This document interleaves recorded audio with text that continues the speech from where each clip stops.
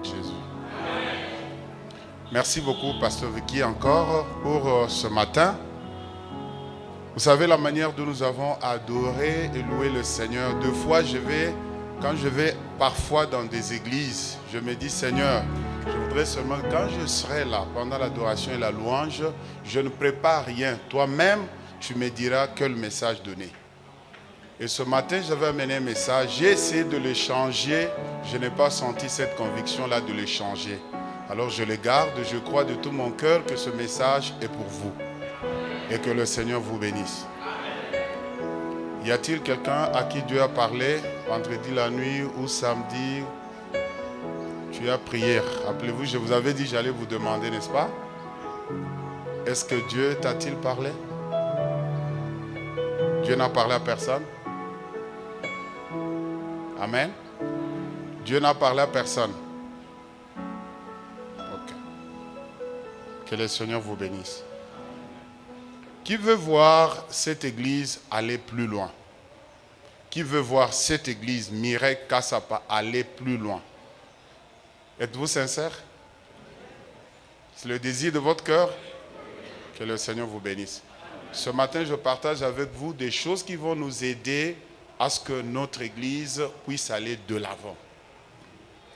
Lorsque nous parlons de l'église, nous ne parlons pas de ses murs, nous parlons de vous et nous parlons de moi. L'église, c'est moi, l'église, ce n'est pas le mur. L'église, c'est la personne qui est assise ce matin ici pour écouter la parole de Dieu. L'église, c'est toi, c'est la personne qui est à côté de toi, derrière ou devant toi. C'est ça l'église Mireille Kassapa. Alors, mon message ce matin est sur Church Membership. Nous disons Church Membership. Pasteur Odon, que Dieu te bénisse. Church Membership veut dire quoi? Quand je suis membre de l'église, ça veut dire quoi? Qu'est-ce que Dieu attend de moi et qu'est-ce que je dois aussi attendre de l'église? C'est-à-dire être membre de l'église. C'est ce que nous appelons Church Membership. Nous disons encore Church Membership. C'est-à-dire si tu quittes ce matin, tu sors de ce temple dans ta pensée, tu dois savoir, aujourd'hui, on nous a parlé sur Church Membership. C'est-à-dire, quand je suis membre de l'église Mireille Kassapa, ça veut dire quoi? Et la compréhension de ces choses-là permettra à notre église d'aller plus loin. L'église ne peut pas évoluer si moi je n'évolue pas. Et avec tout ce que le Seigneur nous donne, avec cette belle adoration, cette belle louange, avec ces précieux frères et sœurs, nous sommes obligés d'aller plus loin. Au nom de Jésus. Amen. Dis à ton voisin, tu es obligé d'aller plus loin. Dis-lui, mais ton problème. Quand on t'attend pendant la semaine, on ne te voit pas. Continue à lui dire, d'ailleurs, Pasteur Michel ne savait même pas que toi tu pries ici. Parce que pendant la semaine, on ne t'a pas vu. Alors dites-moi. Dis-lui, d'ailleurs, dites-moi. Tu étais où pendant la semaine? Amen. Alors, Church Membership veut dire quoi? Church Membership veut dire appartenir à une église locale à laquelle Dieu m'ajoute comme un membre actif. Je dois appartenir à une église locale à laquelle Dieu m'ajoute pour que je sois un membre actif. Pour que je sois un membre actif, je dois découvrir les dons que Dieu m'a donnés afin de les exercer dans l'église pour être la bénédiction à mon frère, à ma soeur. Je suis une bénédiction dans la maison de mon frère. Je suis une bénédiction dans la maison de ma soeur. Je suis une bénédiction dans ma famille et je suis une bénédiction dans mon église locale. Tel que tu es là, tu n'es pas un problème, tu es une bénédiction. Amen. Sois une bénédiction pour cette église, amen. Sois la bénédiction de ta famille et de toutes les personnes qui te connaissent. Amen. Amen. Alors, quand je dis que je suis membre de l'église, je dois d'abord savoir que c'est Dieu qui m'a amené ici. Ce n'est pas moi qui ai choisi cette église. C'est Dieu qui m'a amené ici. Et si je le crois, si Dieu m'a promis que je serai un grand musicien dans ce monde, c'est à partir de cette église que Dieu va accomplir cela. Ce n'est pas à moi d'aller choisir un canal par lequel Dieu va le faire, mais c'est Dieu. Par ma compréhension et ma fidélité à sa maison, Dieu va le faire. Que Dieu le fasse pour toi au nom de Jésus. À l'église, nous avons besoin des personnes que Dieu rend des grandes dames, de grands hommes dans ce monde, afin que le monde bouge et que l'église de Jésus soit forte sur la terre. Et chaque fois que j'entre dans la maison du Seigneur, je dois toujours avoir une prière précise que je fais, parce que c'est ici où Dieu a exaucé la prière de Salomon.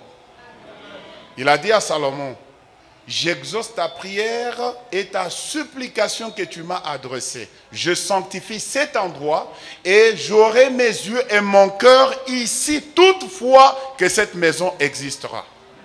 Voilà pourquoi la maison de Dieu, c'est un endroit mystérieux. Et nous devons comprendre les mystères de la maison de Dieu. Et chaque fois que nous entrons dans cette maison, Dieu est là pour nous rencontrer. Parce qu'il a dit, ressemblez-moi mes fidèles avec qui j'ai traité une alliance. Lorsque nous sommes ensemble, nous avons répondu à une sainte convocation de la part du Seigneur. Et quand nous sommes ensemble, il y a des choses que Dieu est en train de faire. Et ces choses-là, il peut les faire pendant l'adoration, pendant la louange, pendant les offrandes, pendant la prédication, à n'importe quel moment. Le moment le plus important du culte, ce n'est pas seulement le moment de la parole de Dieu, mais c'est de la première minute jusqu'à la dernière. Parce que pendant ce temps-là, nous sommes venus répondre à sa convocation et il y a de grandes choses que Dieu peut faire. Quelque part, les gens étaient en train d'adorer le Seigneur, de prier, et une sœur a eu une vision.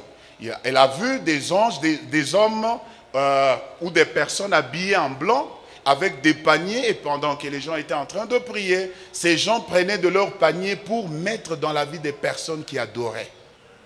C'est pourquoi Dieu a dit, ressemblez-moi mes fidèles. C'est à travers le culte que l'Éternel fait beaucoup de choses dans la vie de ses enfants. Il y avait 4 choses très importantes dans la vie du peuple juif. C'est pourquoi ils sont très forts jusqu'aujourd'hui.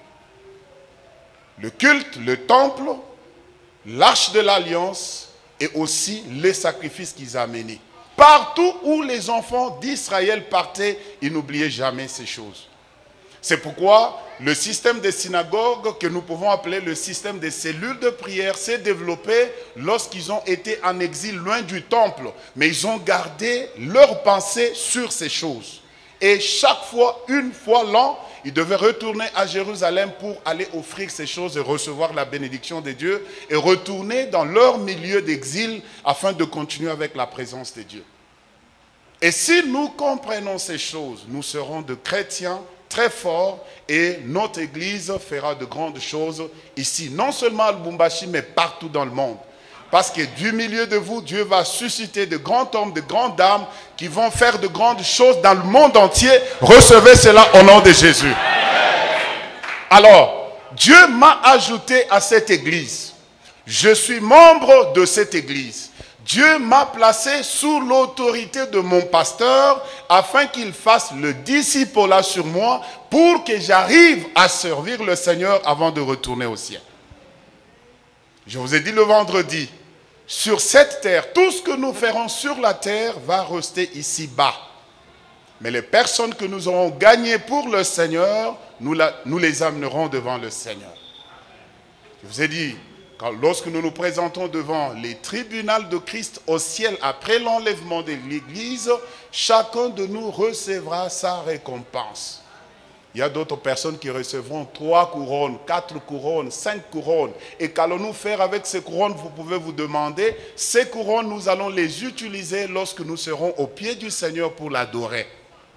Ce qui veut dire, les conditions, tous nous serons au ciel, oui, sauvés, mais nos conditions au ciel ne seront pas les mêmes.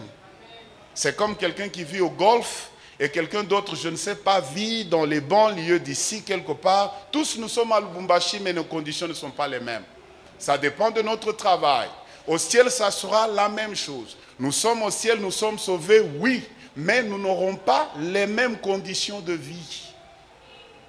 Alors, quand tu sers les seigneurs sur la terre, fais-le de tout ton cœur. Que ton salaire vienne du Seigneur. Ne conditionne jamais ton pasteur à faire quelque chose pour que tu viennes servir le Seigneur. Amen. J'ai vu des frères et sœurs qui chantent ou qui font quelque chose à la maison de Dieu, conditionnant leur service à de l'argent. Et lorsque vous comparez malgré les talents qu'ils ont, ils n'ont pas la bénédiction. Parce que Dieu leur a donné, ils conditionnent Dieu. Pour te faire ce que tu m'as donné, tu dois me payer. Et c'est une manière de se maudire soi-même sans le savoir. Alors, quand je suis dans cette église, je dois savoir que c'est Dieu qui m'a amené ici.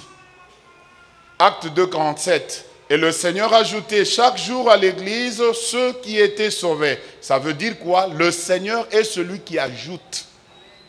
C'est Dieu qui m'a ajouté ici. Quand je suis venu ici, j'ai trouvé déjà un bon nombre de frères et sœurs qui composaient cette église. Alors Dieu, m'ayant sauvé, m'a ajouté aussi à cette église afin que je fasse un même corps avec elle. Celui qui est assis à tes côtés, ce n'est pas ton ennemi, c'est ta sœur, c'est ton frère.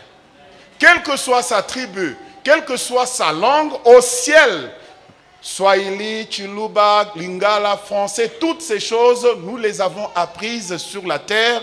Et comme elles ne peuvent pas monter au ciel parce qu'elles ne sont pas saintes, elles vont rester sur la terre.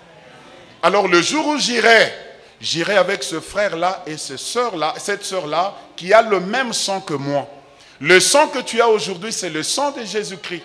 Voilà pourquoi aucun lien de ta famille ne peut te réclamer parce que tu n'es plus de ce monde. Le sang que tu as, c'est le sang de Jésus-Christ. Voilà pourquoi, où que je sois, au travail, à l'université, dans ma famille, je ne regarde pas les chrétiens selon leur tribu ou leur langue, je les vois comme des enfants de Dieu. Si quelqu'un tombe pour moi pour me prendre à mariage, qu'il soit Katangé, Kassayan, moi je ne regarde pas toutes ces choses parce que je suis sur la terre, mais je suis un citoyen céleste. Que le tribalisme ne puisse pas nous déchoir de nos bénédictions de la part du Seigneur. L'Église est le sel de la terre et la lumière du monde. Que les choses, la corruption de ce monde ne puisse pas nous corrompre.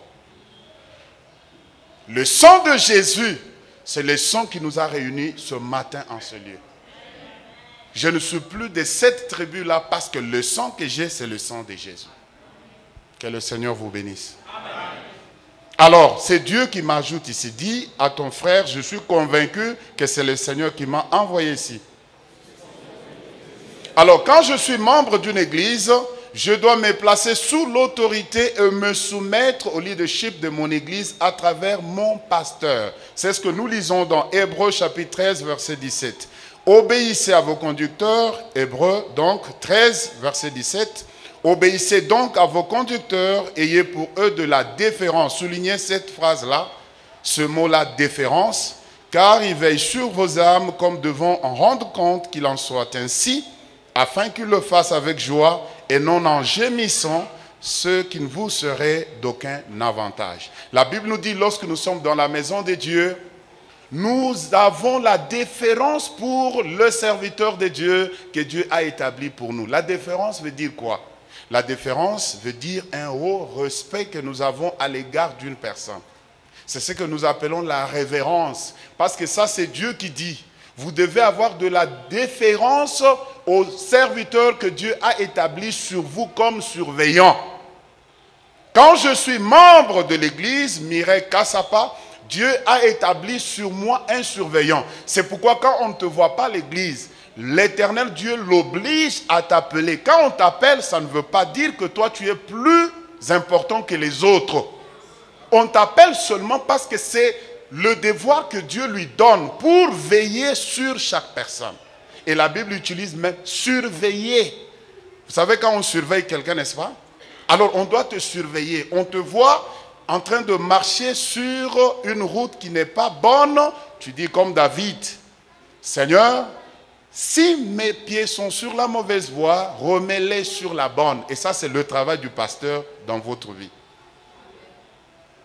On te voit en train de vivre une certaine vie en train de boire, tu es dans des boîtes de nuit, le pasteur est établi sur toi comme un surveillant jusqu'à ce que Jésus revienne.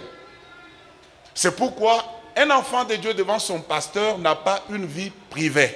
Il ne faut pas dire, mais c'est ma vie privée. Tu n'as pas une vie privée. De la même manière que le pasteur n'a pas une vie privée. Nous devons devenir des lettres qui sont écrites. Une lettre qui doit être lue par tout le monde.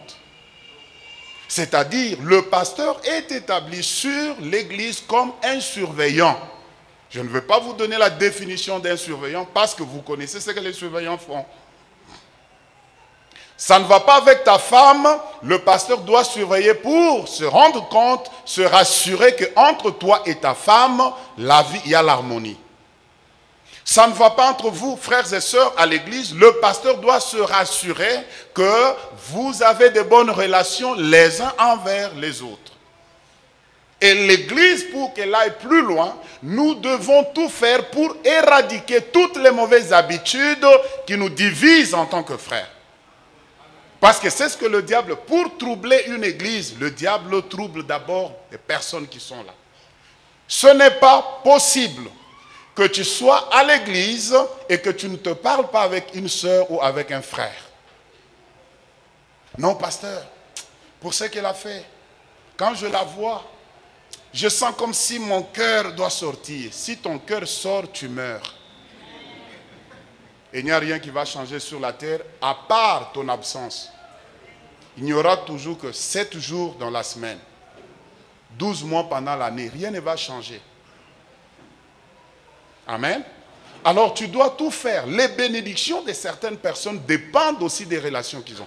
D'ailleurs, la Bible nous dit, entre l'homme et la femme, quand leurs relations ne sont pas bonnes, ça peut aussi handicaper vos prières devant le Seigneur. Voilà pourquoi nous devons tout faire pour garder l'harmonie.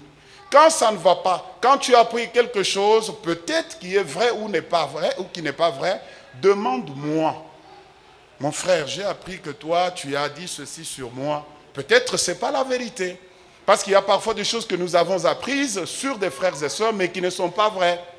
Parce que le diable, tel que nous nous réunissons ici à l'église, il y a des enfants de Dieu, il y a aussi les enfants ou les ambassadeurs du diable. Pas ici à Kassapa, mais aux églises qui sont à Kinshasa et en Afrique du Sud. Ici, je crois que tous ceux qui sont ici sont des enfants de Dieu.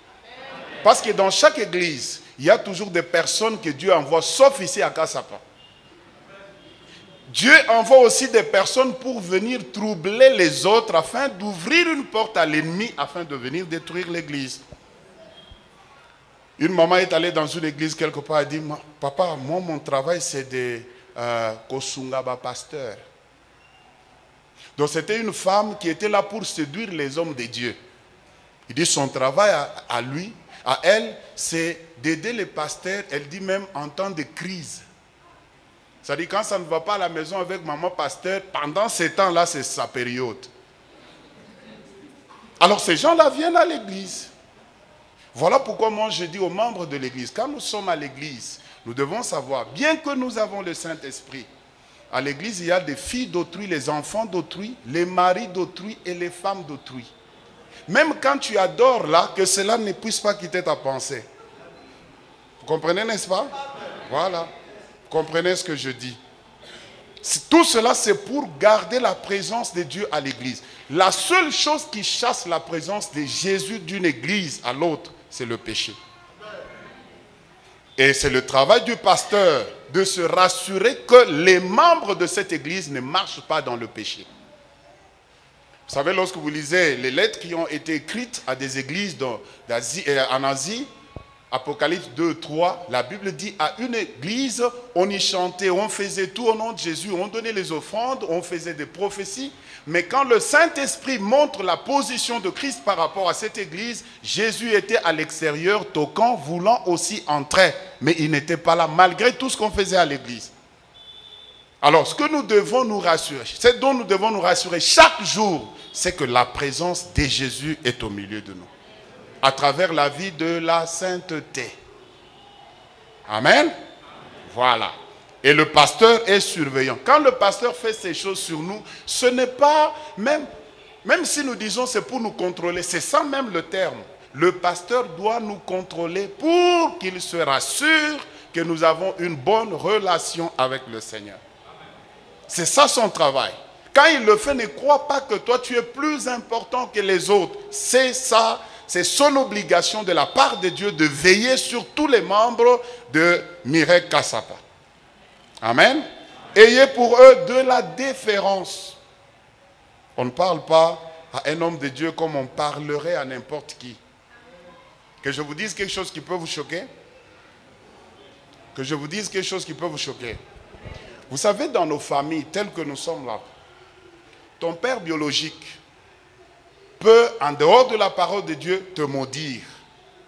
Mais ton père spirituel a le pouvoir de la part de Dieu d'enlever la malédiction. Mais si tu es maudit par ton père spirituel, ton père biologique n'a pas le pouvoir d'enlever la malédiction. C'est une vérité, que vous le vouliez ou pas, c'est ça la vérité. Quand ton père te maudit parce que tu veux épouser un garçon ou une fille d'une tribu que lui n'approuve pas, mais toi Dieu t'a dit de le faire. Quand il te maudit, comme toi tu veux suivre la parole de Dieu, tu n'es pas tribaliste, la protection de Dieu sera sur toi. C'est pourquoi chaque fois le pasteur te dira, va demander pardon à tes parents lorsque tu as fait quelque chose de mauvais. Mais s'il y a eu une cause, à ce moment-là, parce que la Bible dit, la malédiction sans cause n'a pas d'effet, mais quand il y a une cause, il y a des effets. Et qu'est-ce que le pasteur te dira? Va t'humilier devant ton père pour lui demander pardon. Et si il ne t'accepte pas, il n'accepte pas ton pardon, c'est son problème avec le Seigneur. Est-il que toi, tu as déjà demandé pardon à tes parents? Alors, l'église telle que vous voyez ici, mes frères et sœurs, il y a un certain comportement et une certaine attitude que nous devons avoir dans la maison de Dieu. C'est ce que Paul dit à Timothée. Je veux venir là où tu es, mais si je tarde encore, je t'écris cette lettre afin que tu saches comment te conduire dans la maison de Dieu. Dans la maison de Dieu, on ne vient pas ici pour faire ce que je veux, mais je viens faire ce qu'on me demande de faire. Parce que la déférence, l'obéissance veut dire me soumettre à la demande de quelqu'un d'autre. Faire la volonté de quelqu'un d'autre. C'est ça, ce qui vient du mot déférence.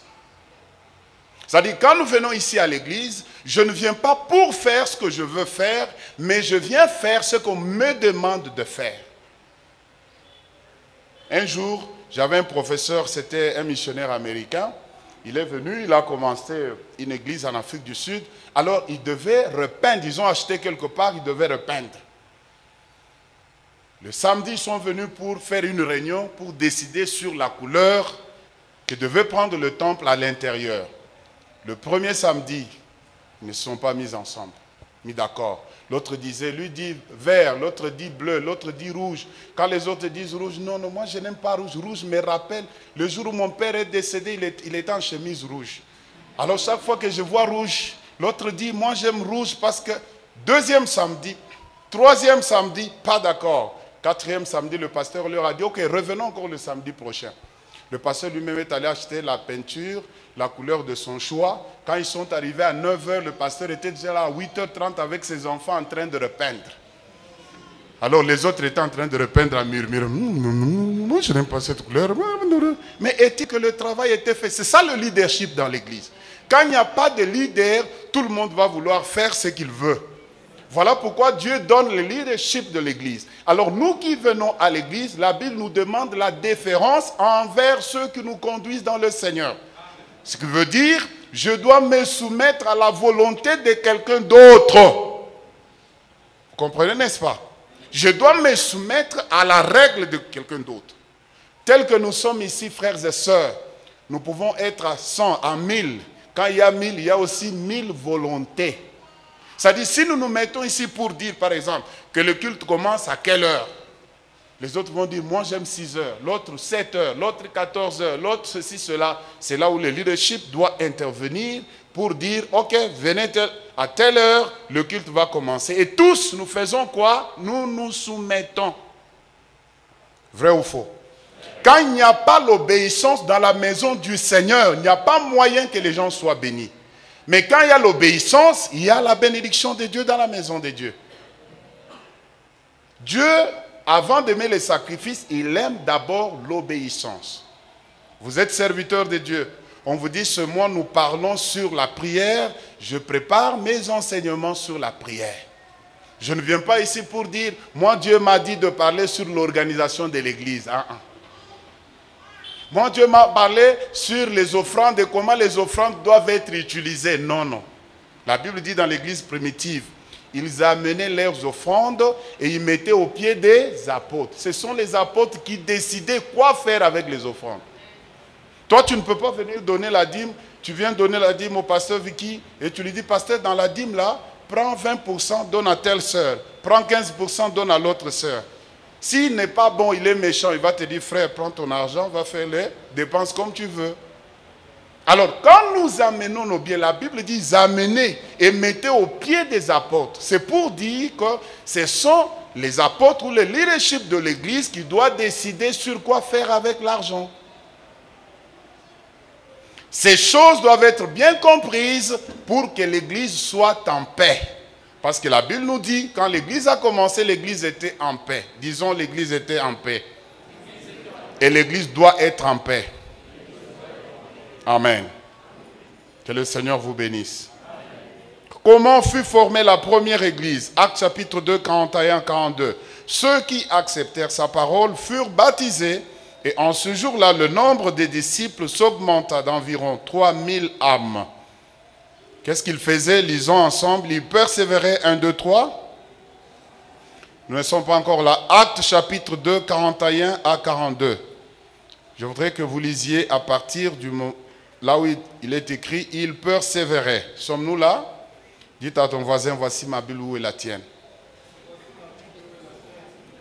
Dis-lui, voici ma Bible, où est la tienne? Dis-lui, s'il n'a pas la Bible, dis-lui, ne viens pas ici prochainement comme un observateur. Amen. Sommes-nous là? Ils persévéraient. 1, 2, 3.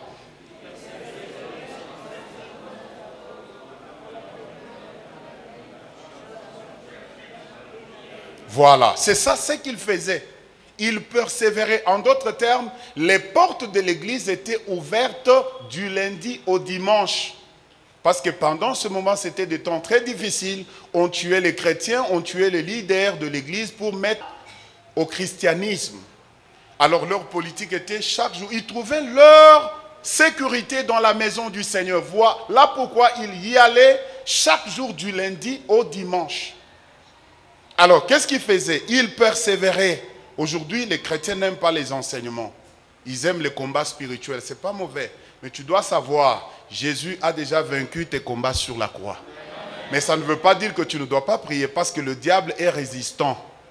Amen. Tu dois connaître beaucoup de Jésus-Christ. Ce n'est pas mauvais de connaître sur le diable. Mais vous savez, moi j'enseigne la théologie. Nous avons le cours de démonologie. C'est un petit cours de peu de pages. Quand tu prends Christologie, c'est un gros livre. C'est pour dire que Dieu ne nous a pas révélé beaucoup concernant le diable, mais il nous a beaucoup révélé concernant son Fils Jésus-Christ. Parce que si tu connais bien Jésus, tu vas bien l'adorer. Mais si tu connais plus du diable, tu ne sauras pas adorer Jésus. Et c'est ça le christianisme d'aujourd'hui. Les chrétiens marchent dans la peur parce qu'ils connaissent tout ce que le diable peut faire, mais ils ne savent pas ce que Jésus peut faire dans une occasion donnée. Et ça devait être l'inverse. Nous devons être pleins de Jésus-Christ. Parce que si tu es plein de Jésus, le diable fuira loin de toi. Amen. C'est très important. C'est pourquoi ils persévéraient dans les enseignements des apôtres, dans la fraction fraternelle et dans les prières. C'est-à-dire, c'est comme Hébreux 10, 25. N'oubliez pas, n'abandonnez pas vos assemblées, comme c'est la coutume de quelques-uns. Alors, lorsque nous avons un programme à l'église, nous devons connaître les jours où nous devons nous réunir, où nous nous réunissons à la maison de Dieu. Je vais vous dire quelque chose peut-être qui va vous choquer. J'ai dit dans notre église, je ne bénirai jamais un mariage en dehors du temple. J'ai prêché un message sur les mystères du temple. Je ne suis pas contre les gens qui vont à la montagne. La montagne, nous pouvons partir. Mais la Bible nous dit ceci. Ma maison sera appelée maison de prière. Les activités de l'église ne doivent pas être remplacées par la montagne. Ça me fait mal de voir qu'il y a des sœurs et frères. Il y a culte à l'église, mais lui ne vient pas au culte, il va à la montagne. C'est un sacrifice, mais ce n'est pas une obéissance. Dieu aime l'obéissance avant les sacrifices. Pourquoi? Vous devez d'ailleurs comprendre, c'est une parenthèse. Lorsque vous lisez Genèse 22, Abraham est parti à la montagne pour aller faire quoi? Offrir son fils Isaac sur le mont Moria. Et lorsqu'il va là-bas, pourquoi ils allaient à la montagne? Parce que c'est sur cette montagne-là, sur Moria, que le premier temple a été construit. Lorsque David est venu, Dieu lui a dit dans Deutéronome chapitre 32, il lui a dit, Dieu va te montrer là où le temple sera construit. Et après cela, Moria, où on allait beaucoup pour prier, est devenu le temple des dieux. Alors, Ésaïe 56, 7, la Bible dit, Dieu amènera son peuple à cette montagne-là, il lui parle et puis il dit, ma maison sera appelée la maison de prière. Je ne suis pas contre les gens qui vont à la montagne pour prier. Mais vous devez savoir qu'il y a des choses pour les recevoir. Les prières que tu dois faire, tu dois les faire dans la maison du Seigneur. Anne est allée. Pasteur ne lui a pas dit, viens prier. Mais lui-même, elle-même, avec des problèmes, des chagrins, les moqueries des autres, l'ont amenée dans la maison de Dieu seule, afin de chercher Dieu et de recevoir quelque chose de la part du Seigneur. On doit apprendre à venir dans la maison de Dieu pour prier. Aujourd'hui, il y a des gens, même le dimanche, ils ne partent pas à l'église, mais ils préfèrent aller prier à la montagne. La montagne a été remplacée parce que c'est sur ce même endroit-là que le temple était construit.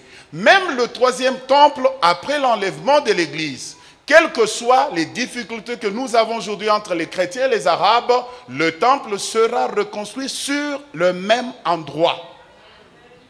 Voilà pourquoi tu dois apprendre à aimer la maison de Dieu. Tu dois apprendre à aimer quoi? Voilà.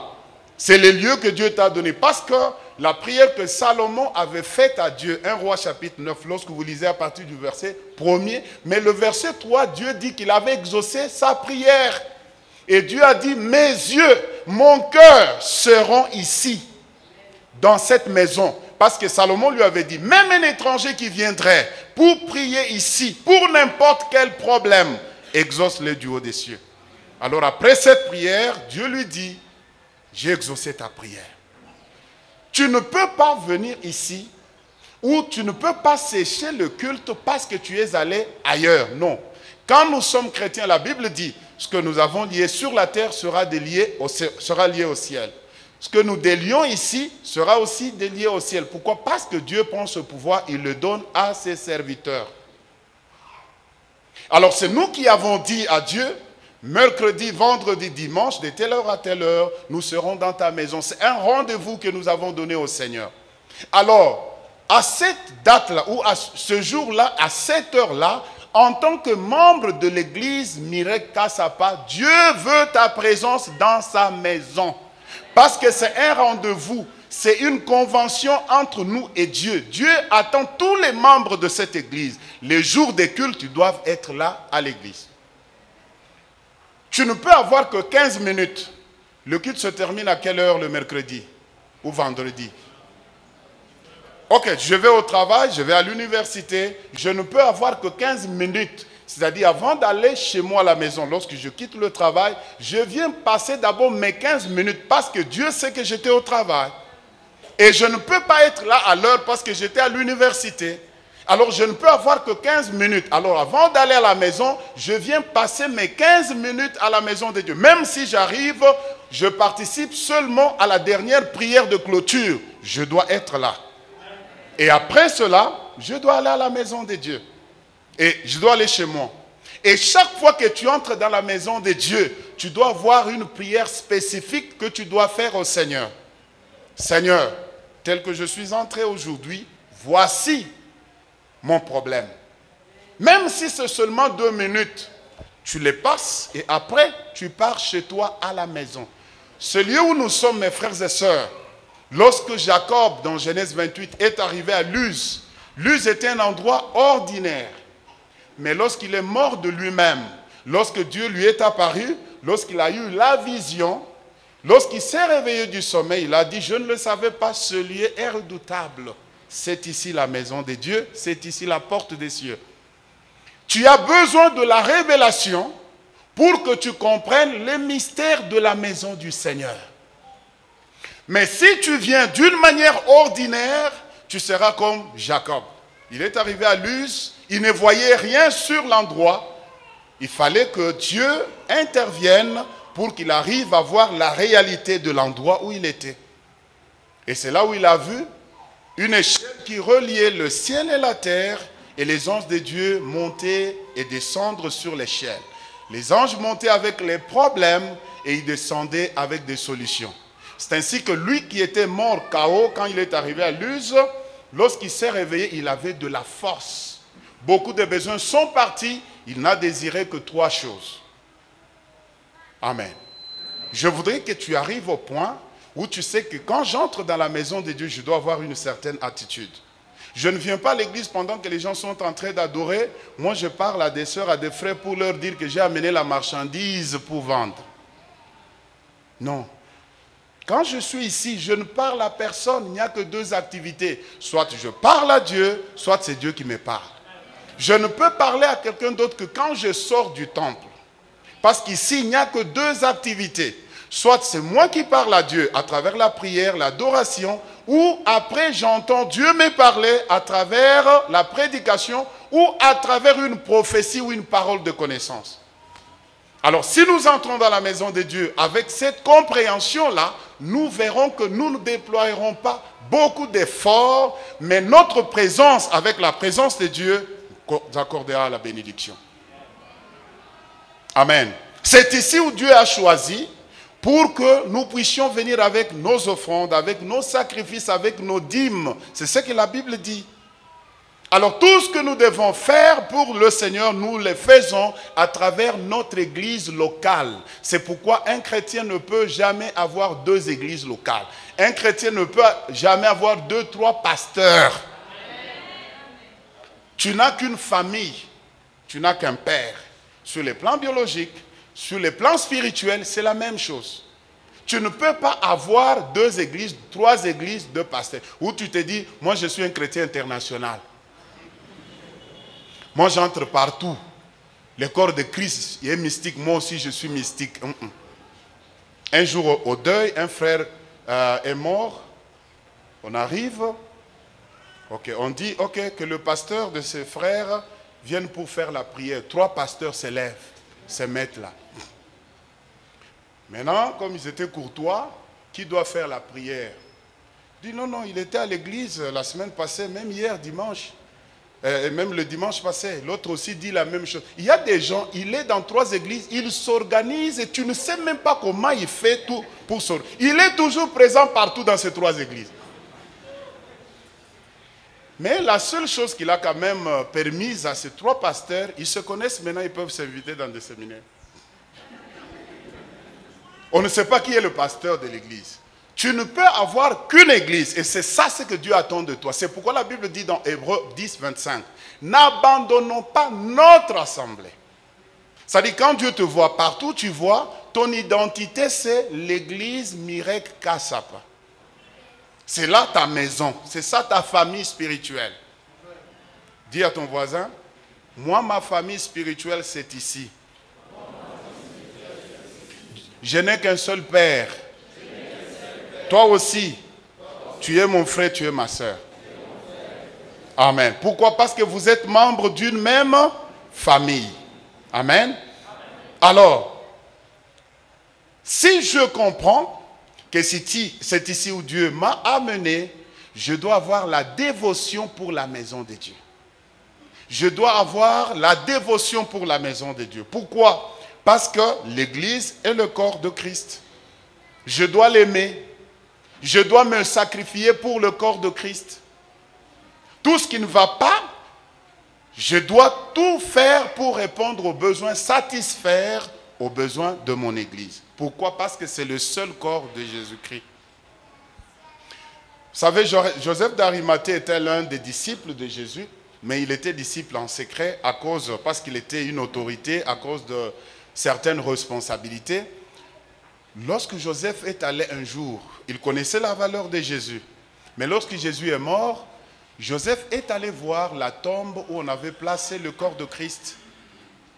Lorsque Joseph regarde la tombe, il dit, c'est ici où on doit réellement enterrer le Seigneur. Quelqu'un comme Jésus, ici. Il dit non. Il a payé beaucoup d'argent, il a pesé comme il était autorité. Il a sorti le corps de Jésus de cette tombe-là pour aller acheter une tombe digne d'un sauveur. Et c'est là où on a enterré Jésus. Nous avons besoin de Joseph d'Arimathée dans l'église. Pas pour être chrétien en secret, mais pour répondre à ce besoin-là. Il y a des moments où tu te vois à l'église, tu dis, ça c'est le temple de Jésus. Celui qui a créé les cieux et la terre, c'est le maître de cette maison. Mais les conditions dans lesquelles nous sommes ne sont pas dignes pour un roi comme Jésus.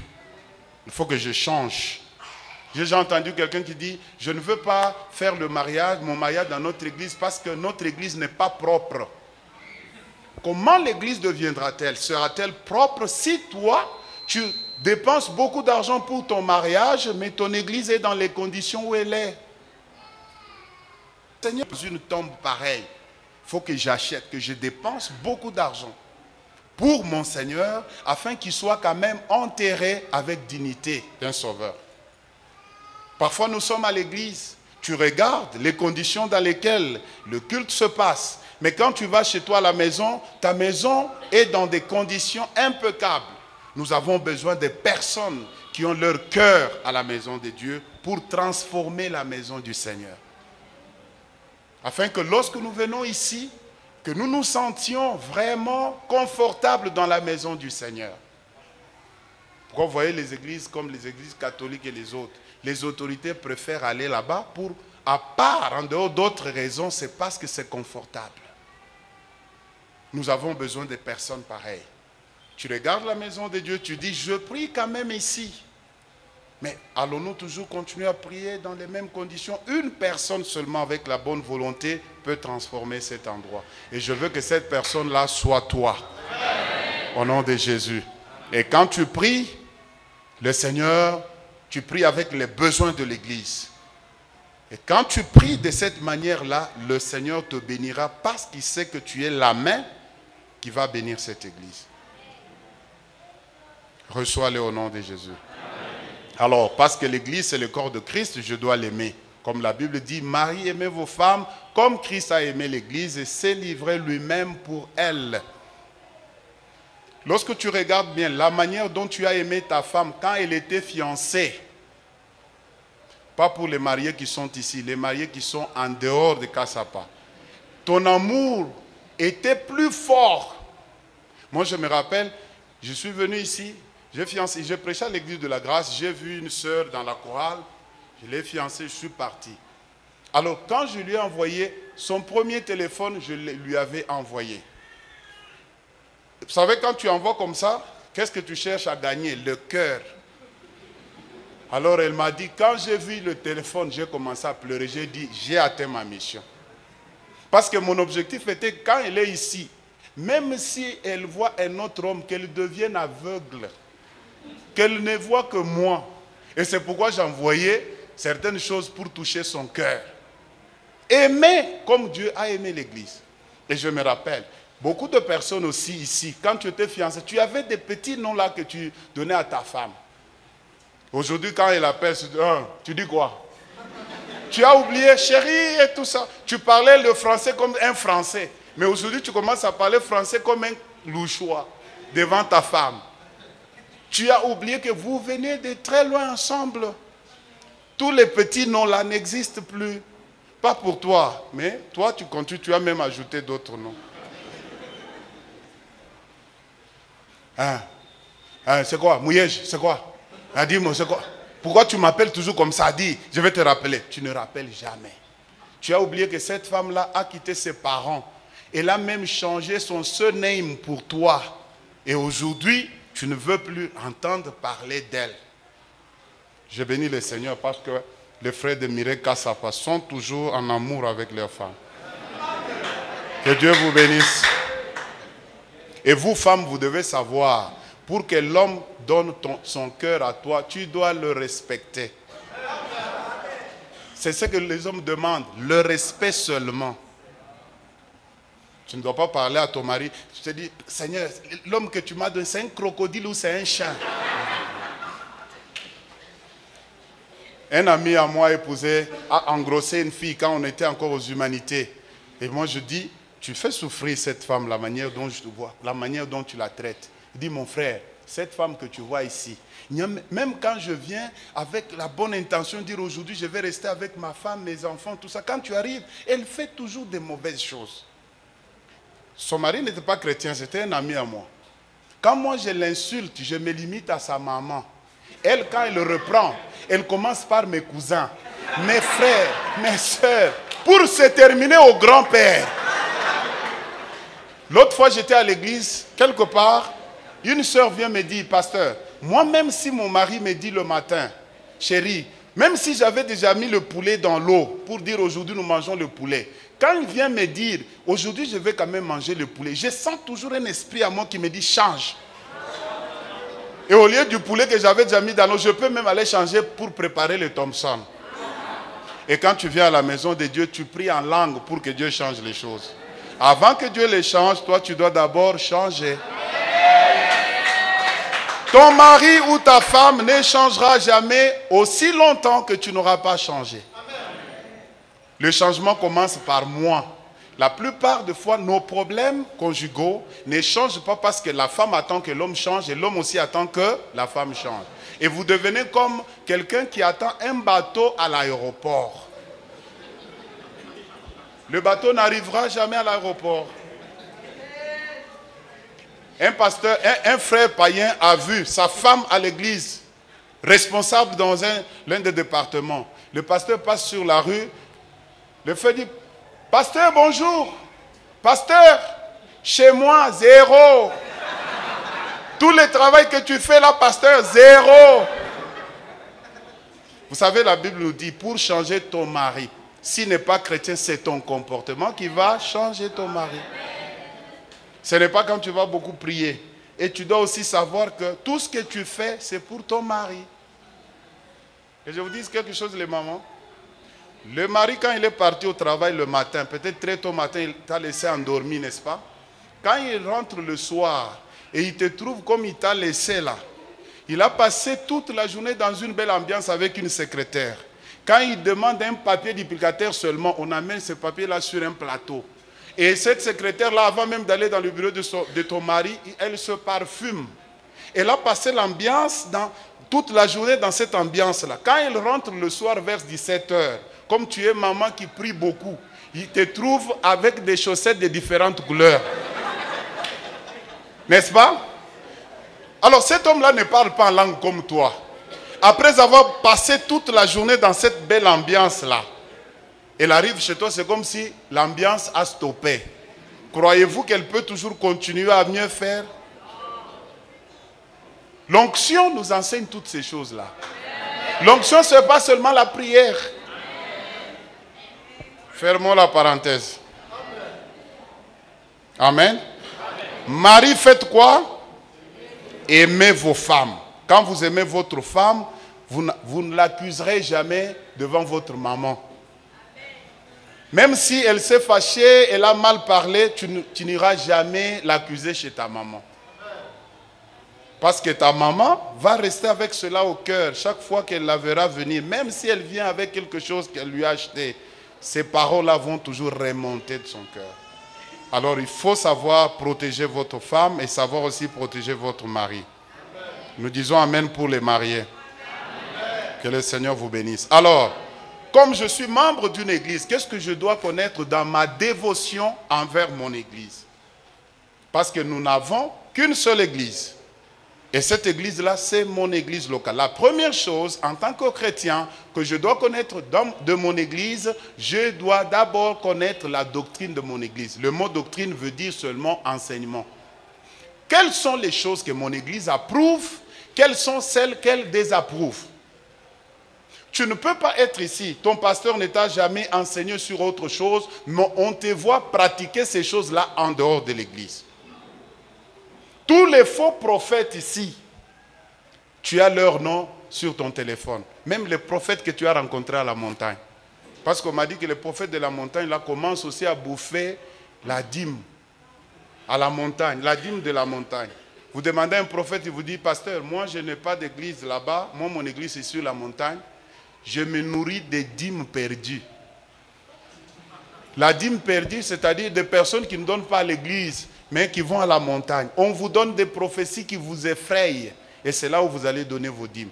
La dîme, parmi toutes les offrandes ou tous les biens que nous amenons dans la maison de Dieu, il y a une chose que je ne peux jamais donner en dehors de mon église locale, c'est la dîme. La dîme ne peut être amenée que dans mon église locale. Je ne peux pas dire, j'ai $10, je donne 5 ici, je donne 5 là-bas. Non. Ça sera un sacrifice au lieu d'être une obéissance.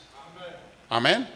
Alors je dois connaître ce que mon église enseigne. Je dois connaître l'horaire hebdomadaire de mon église. Du lundi au samedi, quel est le programme dans mon église? Que je fasse un petit exercice avec vous? Que je le fasse avec vous? Le lundi, vous avez quel programme ici?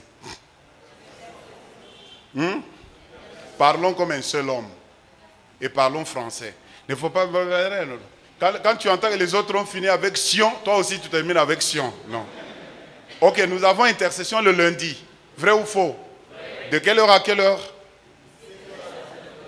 Ok, mardi? Enseignement, de quelle heure à quelle heure?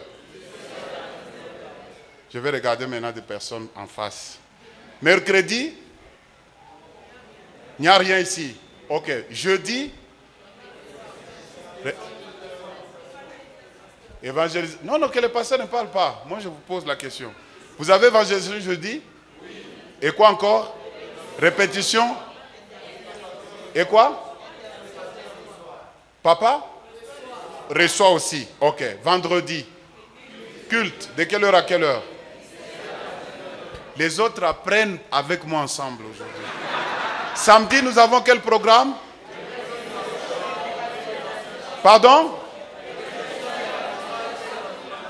Ok. Dimanche, nous avons quel programme? Culte d'action de quelle heure à quelle heure?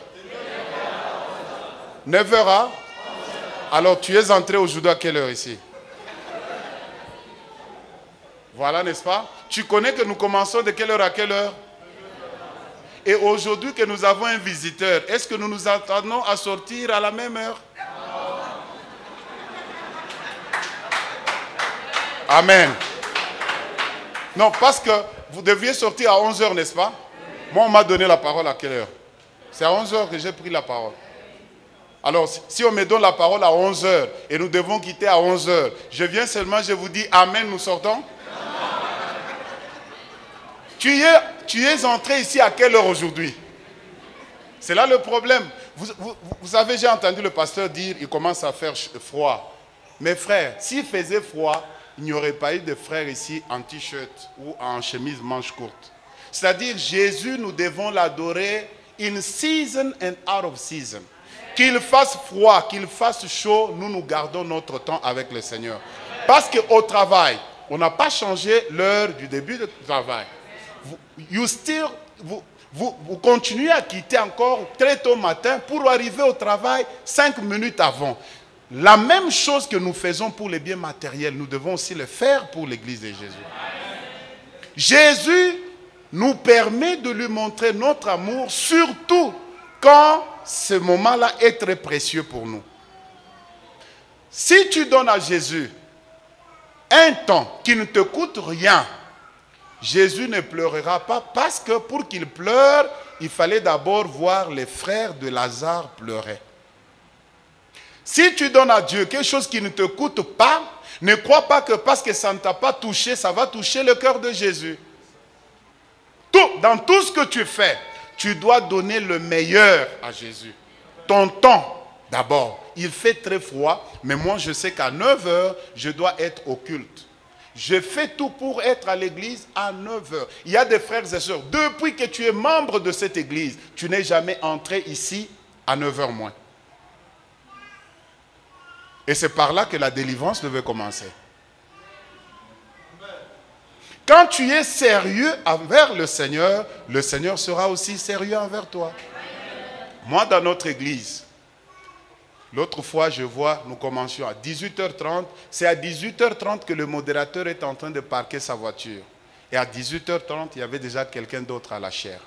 Moi, tu peux connaître la Bible de Genèse, Apocalypse. Quand tu viens en retard au culte, pour moi, tu n'es pas encore qualifié pour être serviteur de Dieu.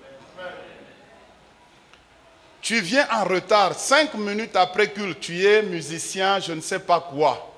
Tu ne peux pas monter pour chanter. 5 minutes de retard. Parce que nous devons apprendre à être sérieux envers les choses de Dieu. Moi, je n'arriverai jamais à l'église en retard si je ne prêche pas ailleurs. Je dois savoir que ma femme et mes enfants sont prêts pour que nous arrivions à l'église avant tout le monde. Parce qu'en tant que pasteur, je dois savoir qui vient avant, qui ne vient pas avant. Ça fait parfois mal avec les sœurs. Ton mari a un moyen de transport, mais toi, lui vient en voiture, mais toi, tu viens toujours avec taxi chaque dimanche. Pourquoi? Parce que tu es toujours en retard. Quand tu deviens un problème, la cause du retard de ton mari, tu cesses d'être une bénédiction pour lui. Parce que souvent, les frères se plaignent toujours des mamans.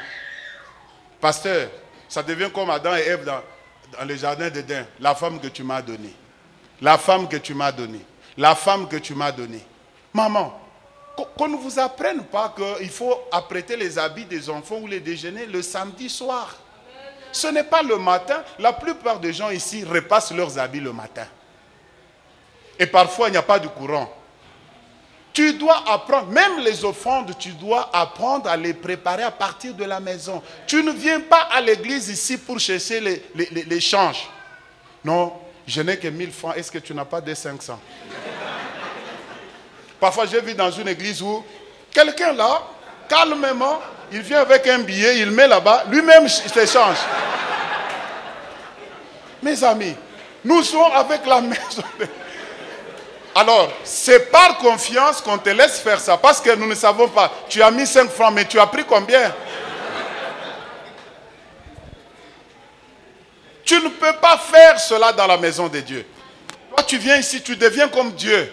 C'est-à-dire, toi, tu viens avec 500, tu commences à prendre.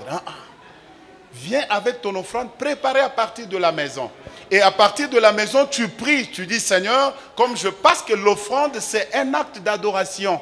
Et l'offrande, tu ne dois pas donner aux enfants pour dire, allez mettre pour moi. Non, non.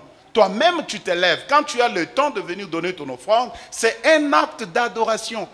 L'offrande que tu as préparée à partir de la maison, tu l'amènes dans la joie, dans la paix, sous le rythme de la musique, et tu viens placer ton offrande et tu rentres avec joie.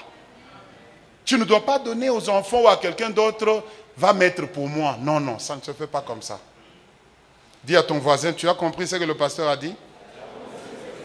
Alors tu dois changer. Amen. Je dois connaître aussi dans ma dévotion, la troisième chose, je dois connaître les besoins de mon église. Maintenant là, le pasteur a dit quoi du haut de la chair? Parce que quand on parle du haut de la chair, on ne parle pas à tout le monde, on parle à une personne et cette personne-là, c'est toi.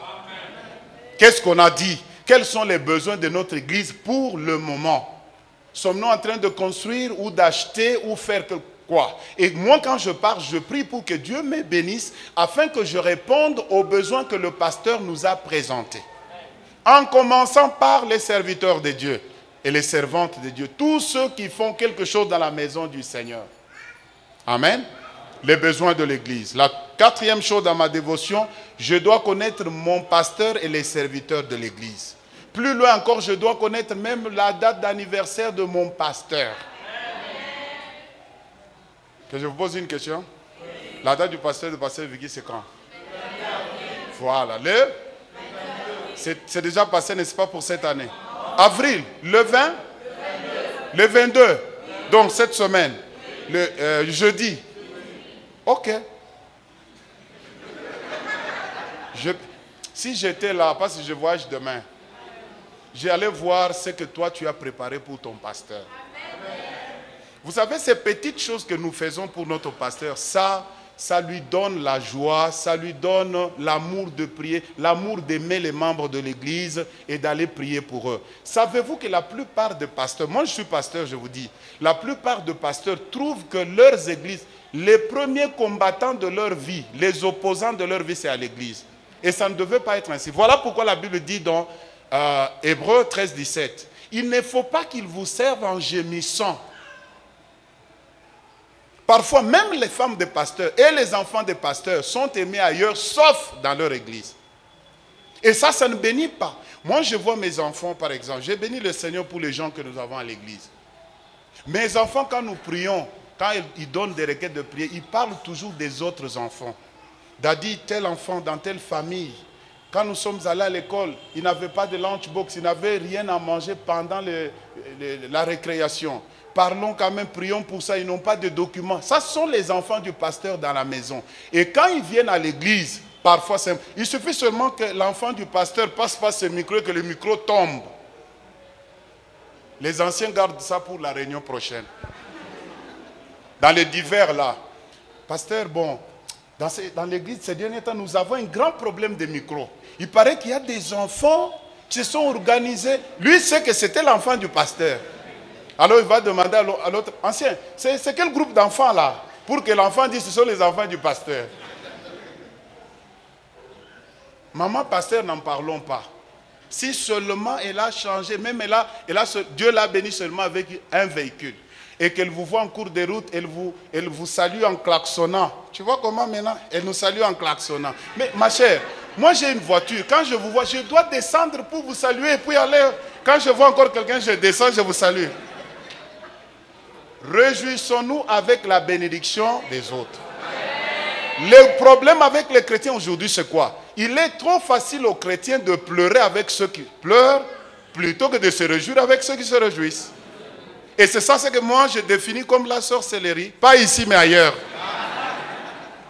La sorcellerie, c'est quoi? Nuire au bonheur des autres. Ne pas se réjouir quand les autres se réjouissent. Vous savez, quelqu'un a dit, quand vous voulez voir les serpents, il ne faut pas aller au zoo. Il faut venir à l'église. Mais la différence entre les serpents du zoo et les serpents de l'église, c'est que les serpents de l'église sont en cravate et en cabello. Pas pour Kassapa. Je parle des autres églises là, pas ici. Vous comprenez, n'est-ce pas? Tu dois apprendre à te réjouir lorsque les autres se réjouissent. Amen. Je vais plus rapidement pour terminer. Alors, qu'est-ce que mon église doit attendre de moi? Dans ma dévotion, je fais ces choses. Mais qu'est-ce que mon église doit attendre de moi? Quand je viens à l'église, non, qu'est-ce que moi je dois attendre de mon église? Si vous écrivez, corrigez. Qu'est-ce que moi je dois attendre de mon église? La première chose, mon église doit me nourrir de la parole de Dieu. Ça, c'est la première chose. Je dois être nourri par mon église. Et cette nourriture, c'est la nourriture spirituelle qui est la parole de Dieu. Mon église doit m'équiper pour le ministère. C'est pourquoi nous avons dit le vendredi, tu viens dans cette église, tu dois savoir que tu as un travail que tu dois faire ici.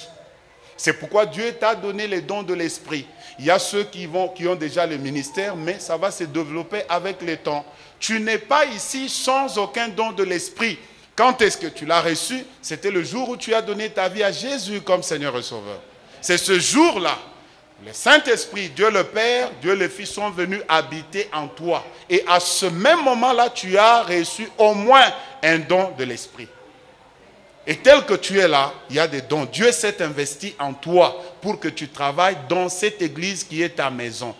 Le jour où tu vas retourner au ciel, Dieu va te demander ce que tu auras fait avec les dons qu'il t'a donnés. Que vous soyez maman au-delà de 70 ans, que vous soyez jeune au-delà ou moins de 20 ans, 25, vous avez un don et Dieu attend que vous le développiez ici et que vous serviez les autres avec les dons qu'il vous a donnés. Et les dons, ce n'est pas seulement parler en langue. Parler en langue, tout le monde peut parler en langue. Je vous ai dit le dimanche, le vendredi, tu peux avoir un don. Le don de donner, c'est un don. Tout ce que nous faisons, toutes les activités que nous avons dans l'église, c'est à partir de l'investissement de Dieu en nous à travers les dons de l'esprit. Tu peux être là, tu sens que tout ce que tu vois, toi tu as, ton cœur c'est quoi? Donner, financer. C'est ça un don, le don des donner, comme nous l'avons lu dans Psaume 67. Dieu bénis-moi pour que je soutienne ton œuvre et que l'évangile soit entendu partout dans le monde. Qu'est-ce que tu peux aussi faire pour la maison de Dieu? Dans la maison du Seigneur. La meilleure façon d'être chrétien, c'est de servir le Seigneur. Nous disons Amen. Dieu ne t'a pas appelé ici pour que tu sois observateur. Tu viens à l'église, tu n'as pas de Bible. Tu es toujours assis comme ça. Lorsque les autres rient, toi tu ne souris pas. On ne sait pas. Tu es fâché, tu es content, on ne sait pas. Tu as un visage qui nous intimide, même nous les prédicateurs. Tu ne peux pas être dans cette église. Ça fait 6 mois, baptisé. Après 1 année, 2 ans, tu es là, tu ne fais rien dans la maison du Seigneur. Non. Dis à ton voisin, tu dois trouver à faire dans la maison de Dieu. Parce que pour que je sois béni, il faut que toi tu travailles. Amen. Tu dois le savoir à partir d'aujourd'hui. Tu as quelque chose que Dieu attend que tu fasses dans la maison de Dieu. Dans l'église, il y a la place pour tout le monde. Amen. Dans l'église, il y a la place pour tout le monde, y compris toi aussi. Et tu as un ministère que tu dois exercer, même si c'est seulement pour torchonner. Dans notre église, quand nous faisons les réunions pour les serviteurs, même les mamans qui torchonnent, ce sont des servantes de Dieu. Elles doivent venir participer à la réunion. Parce que c'est un travail. J'ai vu des mamans dans notre église qui, dans leur maison, ne font même pas cela parce qu'elles ont de bonnes qui viennent travailler pour elles. Mais quand elles viennent à la maison de Dieu, elles viennent torchonner elles-mêmes. C'est ça l'humilité dont nous avons besoin dans l'église. Il y a dans une église où j'étais, c'était une grande église de blancs. Vous allez trouver des riches. Quand tu regardes leur véhicule à l'extérieur, tu ne peux pas croire. Quelqu'un qui a des compagnies. Quelqu'un qui ne sait même pas laver, je ne sais pas sa chaussette ou quoi. Mais cet homme-là, très riche, quand il vient à la maison de Dieu, son travail, c'est quoi? Elle travaille avec les mamans qui ont des bébés. Quand les enfants font quoi? Je ne veux pas dire font caca, remplacer un terme. Ok, vous avez compris. Quand les enfants sont dans ces conditions-là, son travail à lui, c'est de prendre les népis. Les népis, c'est quoi? Les pampers. Ok? C'est ça son travail. Elle prend, elle va jeter. Mais un homme riche, si tu regardes sa voiture, donc, ça peut acheter même 2-3 maisons. Mais dans la maison de Dieu, cet homme-là prend les népis des enfants pour aller jeter. C'est ça son travail dans la maison du Seigneur. Mais vous allez trouver ici, pas ici, dans cette église Mireille. Quand je parle ici, c'est ailleurs. Quelqu'un qui a une voiture, pour allumer, il faut qu'on pousse. Mais à l'église, il veut être chef, même le chef du pasteur. À l'église, nous devons être humbles.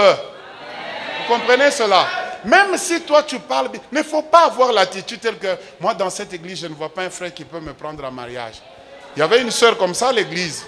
Jusqu'à aujourd'hui, je suis allé à Kin la fois passée, je l'ai trouvé toujours célibataire. Célibataire. Pourquoi? L'attitude. Moi, dans cette église, je ne vois personne de ma classe, de mon niveau. Non, non. Ici, le plus haut niveau, c'est Jésus. Tous tels que nous sommes là, nous avons. D'ailleurs, pour prouver que nous avons le même niveau, nous sommes assis là sur le même niveau. Voilà. Nous devons apprendre à nous humilier. Cette maison que vous voyez, vous pouvez y entrer rien et sortir quelqu'un. Vous pouvez aussi y entrer quelqu'un, mais dépendant de votre attitude, vous sortez avec la malédiction. C'est que je ne souhaite pour aucun d'entre vous. Et tout dépend de l'attitude que tu prends dans la maison du Seigneur. Cette maison où vous êtes entrés aujourd'hui peut devenir une maternité pour une femme qui n'a jamais mis au monde. Peut devenir un grand bureau pour quelqu'un qui n'a jamais travaillé. Si c'est ton cas, reçois-le au nom de Jésus-Christ. Ça peut être un mariage, toute une famille pour une femme qui n'a jamais mis au monde. Si c'est ton cas, reçois cela au nom de Jésus. Alors ça dépend de ton attitude dans la maison du Seigneur. Humilie-toi. Moi je me rappelle dans notre église, je venais à l'église pour torchonner le samedi, faire tout. pour les enfants de Dieu. C'est-à-dire aujourd'hui là, si je viens à l'église, je vois un papier par terre, même si je suis pasteur, ça ne me dit rien de prendre ce papier-là jeter. Pourquoi? Parce qu'ici c'est la maison de... Tout ce que nous faisons s'entre dans le compte du Seigneur. Et tout service que tu rends au Seigneur à travers son temple aura une récompense. Alors quand tu viens ici, mon frère, ma soeur, la première attitude, l'humilité. Même si tu as porté une cravate. La deuxième chose que je dois attendre de mon église, être soutenu avec des prières. C'est pourquoi, dans Acte 6.4, la Bible définit le ministère comme étant la parole et la prière. Nous devons tout faire pour que notre pasteur se donne à ces deux choses, le ministère de la parole et la prière. Il y a des choses, mon frère, ma soeur, que Dieu peut te donner par tes prières, oui, par les prières. Mais il y a aussi des choses que Dieu, pour te les donner, doit passer par son serviteur. Et c'est très important que notre pasteur soit dégagé de beaucoup d'autres activités pour qu'il se donne à la parole et au ministère de la prière. Vous savez, quand vous avez un ami s'est marié et quand il est parti à Cape Town, il n'avait pas du travail, il a commencé à travailler comme sentinelle, security. Le jour où il s'est marié, le même samedi là, après le mariage, il est allé au travail. Pourquoi? Parce que s'il ne faisait pas cela, il n'y avait pas moyen que la famille mange ou que la femme mange. C'était le premier jour. Et vous savez, quand vous travaillez comme sécurité là, vous travaillez avec un chien. Ce chien-là est formé pour ne pas te permettre de dormir. Quand tu veux seulement fermer les yeux, le chien se lève pour te dire que tu ne dois pas dormir. Alors qu'est-ce qu'il fait? Il prend, comme il gardait une maison là en construction, il va mettre le chien quelque part pour qu'il dorme. Maintenant, imaginez-vous, le pasteur qui a passé nuit toujours à côté du chien toute la nuit, lorsqu'il rentre les dimanches pour prêcher, peut-il vraiment bien prêcher? Vous allez voir ces illustrations, c'est toujours... Vous savez, c'est comme les chiens. Pourquoi? Parce qu'il passe tout son temps avec le chien. Alors, nous avons besoin des hommes dans l'église qui peuvent décharger le pasteur de toutes les autres activités pour que le pasteur soit là pour la prière et pour le ministère de la parole. Votre pasteur ne sera jamais efficace s'il partage le ministère avec autre chose. J'aime votre calme. Et je vous dis, vous verrez que le jour où vous arriverez à ce niveau-là, vous verrez que vous allez dire, mais notre pasteur a ajouté quelque chose.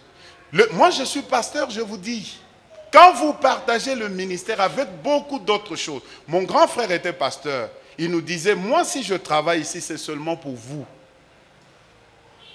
Si vous n'étiez pas là, moi, je ne serais pas au travail. Nous avons besoin de personnes. C'est pourquoi moi je prie que cette église, que Dieu suscite des hommes et des femmes. Tu n'as rien. Demain tu trouves un bon poste quelque part, ministre, je ne sais pas qui. Tu travailles pour qu'à travers toi l'argent entre ici. Reçois cela au nom de Jésus. Que ce que ta famille n'a pas encore fait jusque-là ou ne fera jamais, que le ciel le fasse pour toi. Et cela au nom de Jésus. Qu'il y ait des ministres, qu'il y ait de grands hommes, pour que les biens des nations viennent dans la maison du Seigneur, afin que le ministère de cette église puisse aller plus loin. Amen. Vous me donnez quelques minutes, je vais terminer. Je ne veux pas dire parce que vous êtes venu en retard, moi aussi je vais terminer avec retard. Non, mais je vous demande seulement quelques minutes, on doit terminer. Vous le permettez, n'est-ce pas? Que Dieu vous bénisse. Qu'est-ce que mon église doit attendre de moi? La première chose, la dévotion au programme des cultes. Parce que si vous n'êtes pas là, cette église ne peut pas exister. L'église, c'est vous. Si nous avons culte mardi ou vendredi ou jeudi, je ne sais pas, ma présence est ici, est attendue dans la maison de Dieu. Je dois d'abord donner dévotion au programme des cultes. Quand je suis attendu, que je sois d'un tel département ou au culte général, je dois être dans la maison de Dieu et je dois tout faire. Je quitte le travail, je vais au culte, après culte, je vais à la maison. C'est un travail que vous rendez au Seigneur pour lequel vous aurez une récompense. Amen. Que Dieu vous bénisse parce que vous allez commencer à le faire à partir de cette semaine. Tous ceux qui négligeaient les cultes de la semaine, je vous prie, ne vous maudissez pas, ayez la dévotion au programme des cultes. Et que le Seigneur vous bénisse pour cela. La deuxième chose que l'Église attend de moi, l'unité avec les autres. J'ai déjà parlé de cela. Je dois être uni. Je vous ai dit le vendredi, vous êtes à 100 quelque part, sachez qu'il y aura aussi 100 problèmes. Il y aura aussi 100 solutions. Alors quand nous avons de petits problèmes, qu'est-ce que nous faisons? Au lieu de regarder aux problèmes, nous regardons aux solutions. Nous devons être dans l'unité. Vous savez, parfois, moi, je regarde, quand je prêche là, dans notre église, je sais voir que tel couple a un problème. Pendant que je prêche là, vous allez voir, on dit, dites à ton voisin, je t'aime. Ta femme à gauche, toi, tu regardes à droite. Et parfois, quand vous regardez les attitudes, quand le pasteur dit certaines choses, vous regardez seulement les visages. Les hommes peuvent être contents ou mécontents, le visage reste strict. Mais ce n'est pas les femmes. Tu vas entendre quand tu dis, il faut aimer ta femme. La maman dit, papa, surtout ça, répète encore. Lobela bango. Papa, chez moi, ça ne change pas, insiste. Et quand tu fais des choses comme ça, ton mari sait que Azoboa Kelangaï, et il s'endurcit davantage. C'est pour moi je dis aux chrétiens, ne dis pas Amen pour dis Amen quand c'est pour toi-même. Voilà.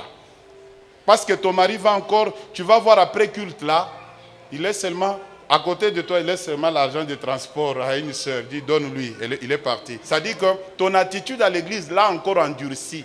Quand on dit des choses comme ça, toi, aime ta femme, toi, reste seulement calme, comme si tu n'étais pas à l'église. Laissez le Saint-Esprit traiter avec lui. N'interviens pas. Amen. Ok. Mon église, je dois promouvoir sa mission. Je dois aussi croître dans la maturité. C'est-à-dire, tel que tu es là, tu ne dois pas être « Rabbi ne change pas ». Non, moi je suis comme Jésus, Rabbi ne change pas. Il y a des gens qui ne savent pas prier. Le seul moment où ils peuvent prier, c'est seulement devant la bouffe. Surtout les frères. Beaucoup de frères ne savent pas prier. Même quand il faut prier la nuit ou à la maison, c'est toujours maman. Si maman n'est pas là, il n'y a pas la prière. Mais ça fait des mois, ça fait des années que vous êtes dans la maison du Seigneur. Vous devez arriver à la maturité. Vous ne devez pas être là, vous plaignant toujours des mêmes choses, des petites choses. Vous devez atteindre un niveau où certains problèmes, vous devez savoir les traiter entre frères. Le pasteur ne doit pas intervenir. Et ça montre que vous avez atteint la maturité. Lorsque vous vous êtes prêté l'argent, le pasteur n'était pas là. Quand ça barde, le pasteur doit cesser la prière pour venir traiter de petits problèmes. Et parfois, tu prends la décision de quitter l'église parce qu'il y a une sœur à l'église qui n'a pas payé ta dette. Ça montre qu'on est encore enfant, on n'a pas encore atteint la maturité. Vos enfants partent à une même école, mais à cause de problèmes, tu n'as pas sorti les enfants de l'école. Vous travaillez dans une même compagnie, tu n'as pas arrêté de travailler là, où vous vous voyez tous les jours. Mais c'est seulement à l'église parce que j'ai un petit problème, je sèche de venir, je dis je vais choisir une autre église. C'est parce que tu ne sais pas que c'est Dieu qui t'a amené ici. Tu dois savoir, tu ne peux jamais quitter une église comme on quitte, je ne sais pas. Vous savez, quand on était enfant, on joue. Quand tu n'es pas content, tu dis, Mina Biacha. Et c'est comme ça que beaucoup de gens quittent l'église. C'est Dieu qui m'a amené ici. Et je ne peux pas quitter si Dieu ne me dit pas de quitter. Comprenez, n'est-ce pas? Alors, l'église attend de moi mon soutien financier. Dans les finances, il y a 4 sortes d'offrandes qu'on amène à l'église. Les offrandes, les dîmes, les actions de grâce et les libéralités. Les actions de grâce, c'est quoi? Tu es là, Dieu t'a sauvé d'un accident, Dieu t'a donné un enfant, tu as eu ton diplôme ou ta fille s'est mariée, beaucoup de choses. Je viens à la maison de Dieu, je viens donner mon action de grâce. Ma dîme, tout ce que je fais, je travaille. C'est la seule chose, comme je l'ai dit. Je dois l'amener seulement dans mon église locale. Je ne peux pas amener ma dîme en dehors de mon église locale. En commençant par les serviteurs de Dieu, les musiciens, les ushers ou les protocoles. Quand tu ne donnes pas ta dîme à l'église, tu n'es pas encore qualifié pour servir le Seigneur. Je ne m'attends pas à un amen. Non, je dis je ne m'attends pas à un amen. Dans notre église, j'ai 2 pasteurs, des évangélistes. Tous les 4 personnes ne donnent la dîme, des médecins. Je parle comme je parle à Cher. Un jour, je dis à l'un des médecins évangélistes, avant de donner, je voudrais que tu fasses une exhortation sur l'offrande. C'est là où parfois je m'excuse, où vous découvrez que vous travaillez avec des sorciers. Frère, la dîme, on ne discute pas, c'est la taxe de Dieu. Tu dois donner. D'ailleurs, ce n'est même pas ton argent. Mais lui, ni avant cette exhortation, ni après, n'a pas donné. C'est-à-dire, cette exhortation-là ne l'a pas touché. Il attendait que ça touche les autres. Quelqu'un qui ne donne pas sa dîme dans son église n'est pas capable, n'est pas qualifié de venir prendre ce micro. Parce qu'on nous donne que ce qu'on a. La personne qui ne donne pas sa dîme montre qu'elle n'a pas confiance en Dieu. Quand tu donnes le 1/10, c'est une manière de sanctifier les 90% qui te restent. J'ai une sœur dans notre église qui me dit, pasteur, ça c'est mon expérience. Chaque fois que je donne ma dîme à Dieu, je vois toujours qu'il y a un changement dans mes affaires. Mais donner aussi, chaque fois que je pense à donner, il y a toujours quelque chose qui vient pour me dire que je ne donne pas. J'ai dit, comme toi-même tu connais l'expérience, il faut savoir que le diable te combat, il ne veut pas que tu puisses aller de l'avant. Quand tu donnes ta dîme, la dîme se prend à partir du salaire brut, note pas le net à payer.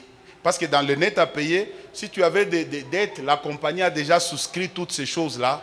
Tu regardes le montant brut, c'est de là que tu prends ta dîme pour venir donner à la maison de Dieu. Et normalement, avant de faire les autres dépenses, tu commences par donner ta dîme à Dieu. Vous comprenez, n'est-ce pas? Je vais vous dire une chose. Si nous dépendons des offrandes, mes frères et sœurs, je vous dis que cette église n'ira jamais de l'avant. Parce que si on vous donne le rapport des offrandes chaque fois ici, mes frères et sœurs, vous allez dire, on nous ment ou on dit la vérité?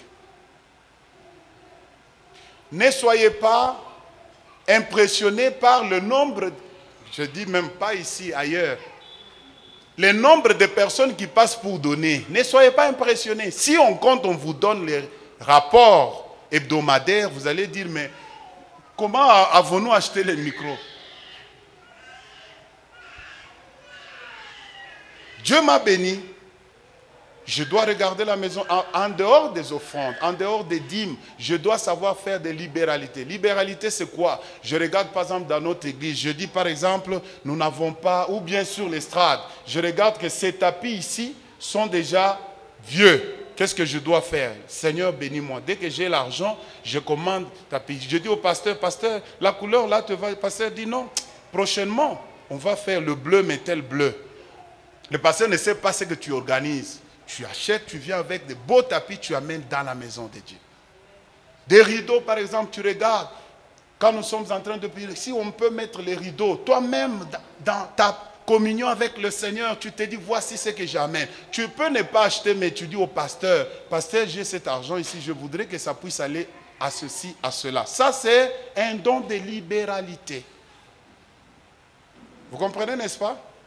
Quelque chose que personne ne t'a demandé toi-même. Tu regardes par exemple ces chaises ici. Je crois qu'il y a des sœurs. J'ai prêché quelque part la semaine passée. Pendant qu'on était au bureau, une sœur est entrée. Elle a dit, pasteur, je vois les serviteurs de Dieu, là où ils sont assis, les diacres et les autres devant là, ils ont toujours leur Bible à main. Alors j'ai acheté ces tabourets pour mettre au milieu, afin que lorsqu'ils sont assis, qu'ils mettent leur Bible là-bas. C'est une action, c'est une libéralité.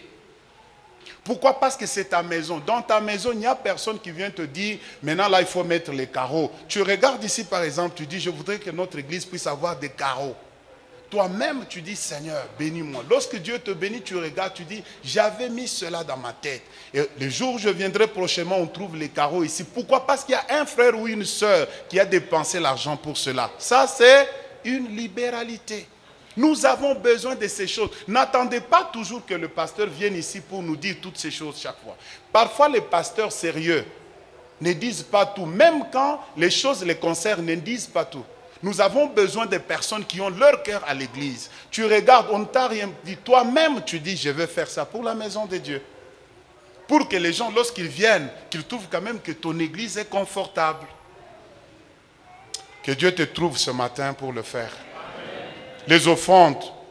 Les offrandes, ce n'est pas quelque chose. Tu dois prendre l'offrande selon d'abord ton âge. Il y a des gens, quand ils donnent l'offrande, ça ne marche. Ce n'est pas conforme à son âge. Tu as 40 ans, mais tu donnes une offrande comme si tu avais 12 ans, ma soeur.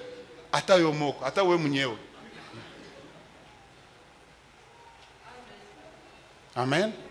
Voilà les choses pour que notre église puisse aller de l'avant. C'est d'abord moi, je dois changer, je dois faire toutes ces choses. Je voudrais prier, c'est quelque chose qui me vient dans mon cœur maintenant là. Il y a beaucoup de frères ici qui luttent avec le problème des dîmes. Et vous ne savez pas que vous êtes en train de vous freiner vous-même. C'est-à-dire, tu as la volonté de donner. Parfois, lorsque tu prends l'engagement de donner, c'est alors que les problèmes viennent. Et quand tu as des pensées, et tu trouves même que ça n'arrive pas toujours à satisfaire à tes besoins. Un frère de l'église, je le vois toujours avec des Jaguars, avec de grosses voitures. Un jour, il vient me dire, pour la prière, il dit, pasteur, si je vois ce que je gagne par mois, et j'arrive à la fin du mois, je n'ai rien, je ne comprends pas. Vous savez, la Bible dit, quand tu donnes, qu'est-ce que Dieu va faire? Il va chasser les dévoreurs. C'est-à-dire qu'il y a des gens, quand il a l'argent, quand il n'a pas l'argent, il n'y a rien dans la maison. C'est quand tu as l'argent que les enfants commencent à tomber malades, il y a ceci, cela, des problèmes. Quand tu dépenses et que tu n'as rien, tous les problèmes se maîtrisent. Ça veut dire quoi? Comme tu ne donnes pas ta dîme, dès que tu as l'argent, le diable souffle dessus. Et tu commences à dépenser. La Bible dit, quand tu donnes, la dîme c'est comme un investissement dans le royaume de Dieu. Il y a beaucoup de choses. Moi j'ai beaucoup. Ma femme a appris. Ma femme ne donne jamais 10% à l'église. Elle donne toujours plus. Avec le corona ici l'année passée, je lui ai dit, je voudrais d'abord que tu arrêtes le travail. Elle a dit non. Moi j'ai dit jusqu'au moment où je l'ai convaincue. Je vous dis, quand elle a trouvé du travail il y a 3 mois, elle est restée 3 mois sans travailler et après ça fait 3 mois qu'elle travaille. Le salaire qu'elle a maintenant, c'est plus de 200% du salaire qu'elle avait avant. Et j'ai toujours vu les frères qui donnent leur dîme à l'église. Moi, dans notre église, quand vous arrivez, ce sont des jeunes gens qui ont étudié là-bas, des célibataires d'abord, qui donnent leur argent à l'église. J'ai d'autres qui travaillaient en Afrique du Sud. Un bon travail. Aujourd'hui, ils travaillent ici à Kolwezi. Un bon travail des jeunes célibataires. Que cette onction-là t'attrape aussi ce matin au nom de Jésus. Ce sont des jeunes gens célibataires, mais qui sont responsables. Moutandamani, KCC, tout ça. Et quand je suis ici, chaque fois, c'est eux qui me donnent l'argent, qui payent mes billets, tout ça. Mais les docteurs et les grands qui sont à l'église, ils pleurnichent toujours, ils se plaignent. Pourquoi? Parce qu'ils ne donnent pas leur dîme à Dieu.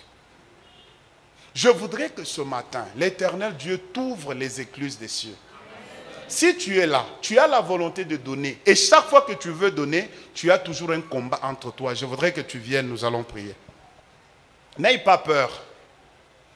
Tu dis, pasteur, moi j'ai un problème de donner ma dîme. Je voudrais que ce matin, tu pries pour moi et je vais commencer à le faire. Dans les petites choses, n'attends pas beaucoup de temps, nous n'avons pas beaucoup de temps.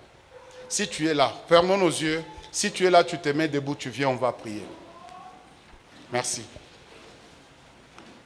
Que le Seigneur vous bénisse. En commençant par le peu que tu as, le petit salaire que tu as là. Quand tu es fidèle dans peu de choses, c'est alors que l'Éternel t'ouvrira de grandes portes. Que le Seigneur vous bénisse pour votre humilité et pour votre sincérité. Tu dis, pasteur, j'ai un problème. Je voudrais que ce matin, le Seigneur m'en délivre. Que ce matin, le Seigneur fasse quelque chose pour moi. Amen. Si tu es là,